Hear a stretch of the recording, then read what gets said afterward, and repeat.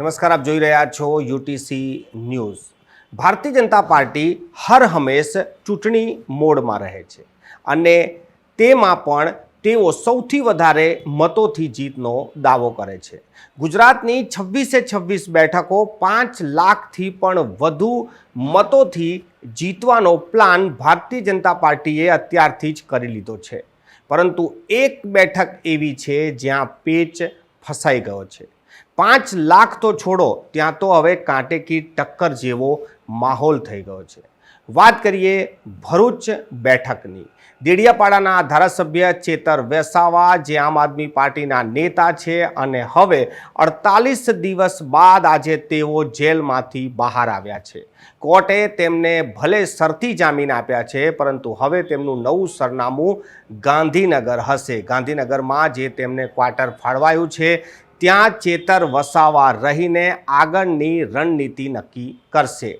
ચેતર વસાવા પાછલા 48 દિવસથી જેલમાં હતા અને તેમને જામીન તો એક સપ્તાહ પહેલાં જ મળી ગયા હતા, પરંતુ તેમના પત્નીના જામીન મળે ત્યારબાદ સાથે તેઓ બહાર આવે તેવી તેમના વિચાર હતા।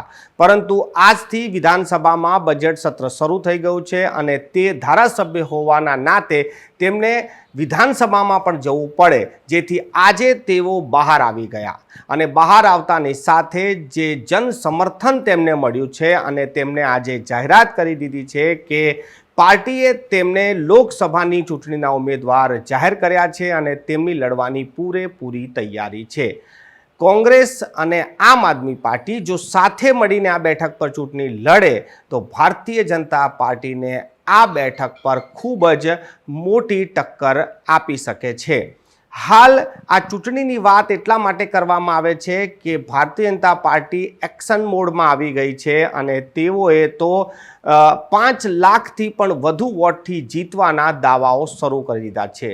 તો શું ભરૂચની બેઠક પણ ભારતીય જનતા પાર્ટી 5 લાખથી વધુ વોટોથી જીતી રહી છે? તે ઉમેદવાર બદલશે કે પછી શું રણનીતિ કરશે?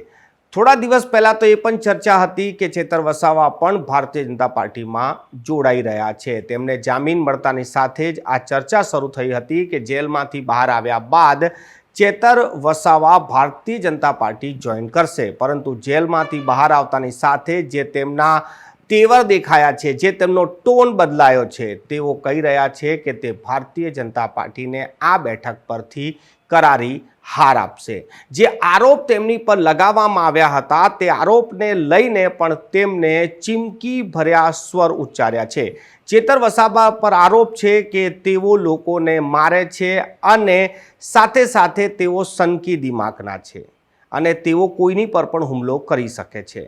ચેતર વસાવાએ જણાવ્યું કે જો હું આવો જ હોત તો વન્યકર્મી તો શું, રાજ્યની પોલીસ પણ દેડિયાપાડામાં પ્રવેશ ના કરી શકત। આ તેમને પોલીસને ચીમકી પણ હતી।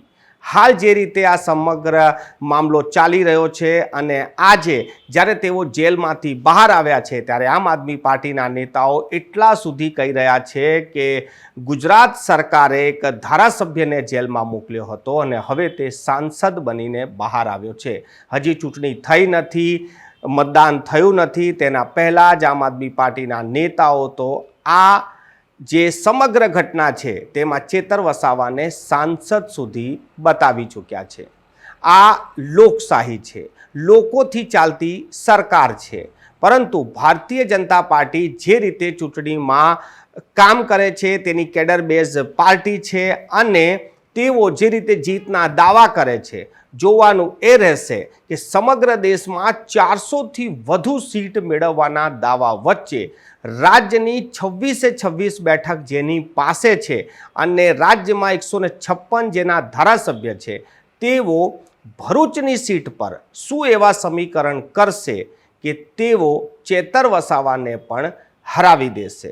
આ ખૂબ જ રસપ્રદ આ સમગ્ર લોકસભાની ચૂંટણીમાં રહેશે, કેમ કે ગુજરાતની બાકીની જે 26 બેઠકો છે તે તો ભારતીય જનતા પાર્ટી જીતતી આવી છે અને જીતી જશે, એટલે લોકસભાની ચૂંટણી એક તરફી અને નીરસ રહેશે. પરંતુ આ નીરસ ચૂંટણીમાં ભરૂચની જે બેઠક છે તે ખૂબ જ દિલચસ્પ બની રહેશે. આજની આ તસવીર બાદ લાગે છે કે ખરાખરીનો જંગ સમગ્ર રાજ્યમાં થશે તો એકમાત્ર બેઠક પર થશે, તે છે ભરૂચ બેઠક.